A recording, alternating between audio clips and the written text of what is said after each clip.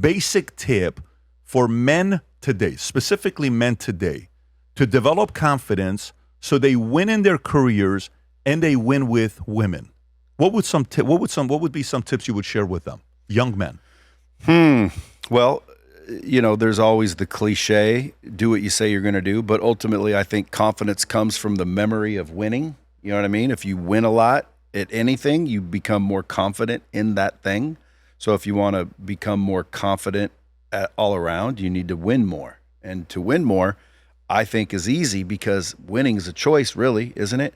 So you just set your bar lower as far as a win goes. So like when I wake up in the morning, I brush my teeth, I'm celebrating like, man, that's a win. And for a lot of people out there, they should adopt that, because I have people that, come to me, ask me questions, and when they're speaking to me, they apparently don't understand brushing their teeth. Yeah. So little things that win all throughout the day, just start racking up the wins. You know what I mean? Step one, forgive yourself. A lot of people have past guilt and shame, and they just self-talk themselves into insecurity. So forgive yourself, and then ultimately pick the right group. If you're hanging around losers, you're probably going to be one. But if there's one thing, it would be stack up the wins. Just start winning on a regular basis, and I think you eventually start walking a little taller. Anything with girls? Girls, I think at the end of the day, confidence goes a long way with girls. Figure out how to be a real man and not a beta. Don't try to split the bill. Don't lean on current belief systems. I would go traditional, because most women, they want a man that leads, like what would be considered a man's man, a real man, not someone who believes it's okay to split the bill. Like, you don't split the bill, gentlemen. You lead. You don't serve them. You lead, I think, anyway. And I've always done well, so it seems to work for me. You've always done well. Yes. Yeah. Okay. So Tom, how about yourself? Because for you, your father's a rocket scientist. You're brilliant. You're smart. You're always reading. Knowledge. Your wiring is different. But guys, I've been with Tom. Tom is very comfortable with women. He's happily married. Don't get me wrong. But you're not one that's don't shoot. Yeah, you're not one that's shy. You'll go up to anybody and everybody and talk to them. What did you do? Your profile is a different profile than Brad, right? He wanted to go into Hollywood. You went to IBM, right? What would you say worked for you as a man to win in business and with women? Well, I was very, very fortunate because I learned exactly the lesson that Brad's talking about. I had an internship when I was a senior in college, getting a marketing degree. Cal State Northridge happened to be quantitative marketing. They focused not on the fuzzy part of marketing, but on the quantitative marketing. And they actually had B2B sales orientation to one marketing for business course. And I got an internship with IBM in sales. And when I graduated, based on that internship and being a good guy and scared to death and just trying to impress people, because damn it, I need a job tomorrow. When I graduate, I got a job in sales with IBM, went to IBM sales school. I was scared to death. I was literally insecure and scared to death in that class. There were people there with the gold cufflinks and everything that were coming from other companies to IBM. But whether you came out of college or you were coming to IBM with less than 5 years of sales experience, you're in the same class because they were going to teach you their way.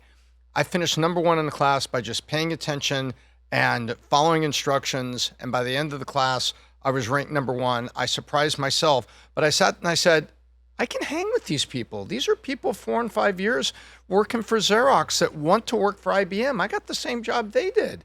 I just finished it. And that gave me great confidence, but also the realization getting commission for your hard work is a heck of a way not to have to ask for a raise, because a raise can be driven by me and how hard I want to work this quarter. Very interesting. You guys said the same thing within 30 minutes, because he talked about commission and you're talking about commission. No, I agree with what he just said. Were you known as a sales guy in high school, Tom?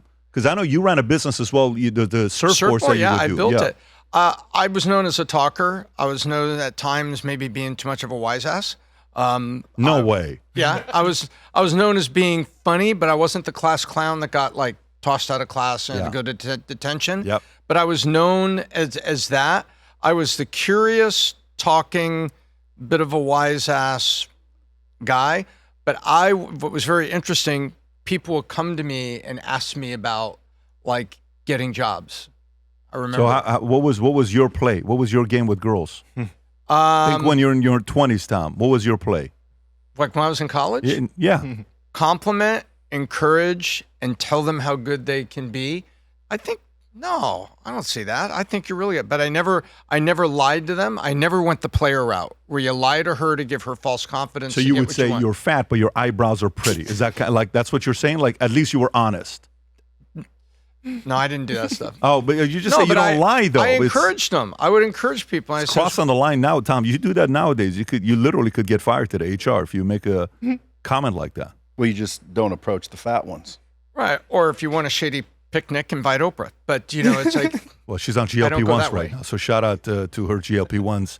And by the way, just so you know, Tom, it's not her fault she's fat. Is she still? Did you hear what she said in the interview?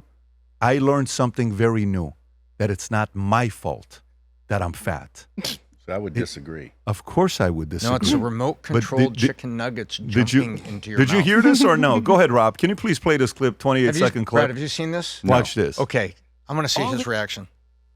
All these years, I thought I was overeating. I was standing there with all the food noise, what I ate, what I should eat, how many calories was that, how long is it going to take. I thought that was because of me and my fault. Yeah. Now I understand that if you carry the obesity gene, if that is what you have, that is what makes you overeat. You don't overeat and become obese. Right. Obesity causes you to overeat. Right. Obesity causes you to have all of that food noise. And what the GLP-1s have done for me, and I know a number of other people, is to quiet that noise. Yeah, I call it discipline. That quiets the noise as well. Yeah, that's ridiculous. It shows that even billionaires aren't that bright in some cases. Is it that they're not bright, or they have so many people telling them how amazing they are that they believe there's no way it's because of me I got fat? Well, Oprah's bright, but in that case, that is victim mentality. That is finally I can lay my shame, my guilt of not having discipline. Because at the end of the day, all the GLP-1s do is signal to the brain that you're not hungry. Well, again, that just removes the need for discipline because you're not hungry. Yeah. Right. If you're not hungry, well, and you don't eat, it's the same thing. But when someone didn't have the GLP-1 released and they are hungry, you can still choose not to eat, period. So that, I can't even believe she said it. I mean, I respect Oprah for a lot of reasons. You can't call it genetic. Genetic is the permanence of the human body, and you can't do it that. Just Google this, America. Go 1945. Show me pictures of crowds at baseball game. 1945, pictures of crowds at county fairs. 1945, show me pictures of people walking up and down city streets. What a point. And tell me what you see in the crowds.